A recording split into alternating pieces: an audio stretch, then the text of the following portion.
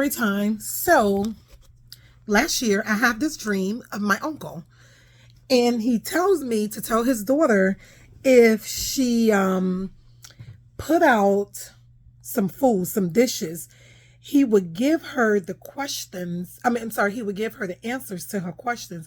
I remember it was three questions that supposedly she's been asking. And in order for him to give her the answer, she had to put out some food. So I call her up and I'm like, cuz your dad came to me and he was like, you got three questions you've been asking. And if you put this food out, and I think it was, I don't remember exactly what the food is, but he told me to tell her what type of dish to put out. I just don't remember. It's written down though. But and she was like, I'm not putting in no food. I believe in the three, the Father, the Son, and the Holy Spirit. Again, God was speaking. God put me on the path with my cousin, who I hadn't spoken to in a while, to tell me to believe in the three, the Father, the Son, and the Holy Spirit. Everything else is false prophecy, right? Again, dismiss it. So on that phone conversation, my cousin said, let me ask you something. When you went to Colombia, did you go to Colombia to open the portal? Now, mind you, I'm just learning about all this portal shit. And I was like, no, I went for vacation. Now, what my cousin didn't know was after that, I guess there is rules, right? Not guess. Let me stop saying I guess. There are rules, right? And when I told my cousin this, if I go look back at the dreams prior to my uncle telling me what his daughter should put out, in one of the dreams, it was also telling me, I guess, how to deliver the message. And by me not delivering that message in the way I was supposed to,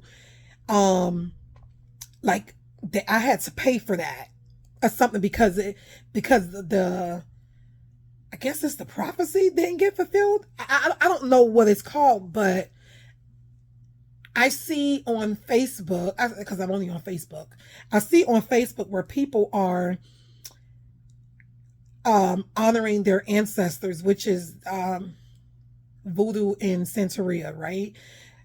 Doing rituals, and now everybody is these sexy Orishas, but that is not your ancestor.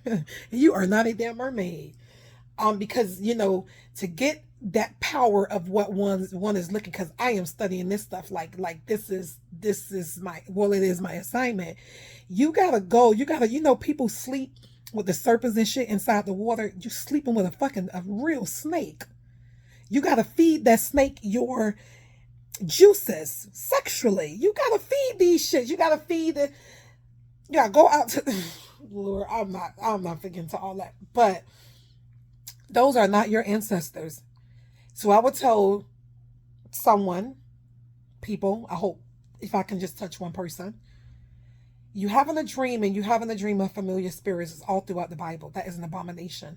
Honoring familiar spirits is an abomination. But like Saul almost got that girl that had the thing about the familiar spirit. I'm still learning about it, but I could tell the stories about, Saul had the lady, and that lady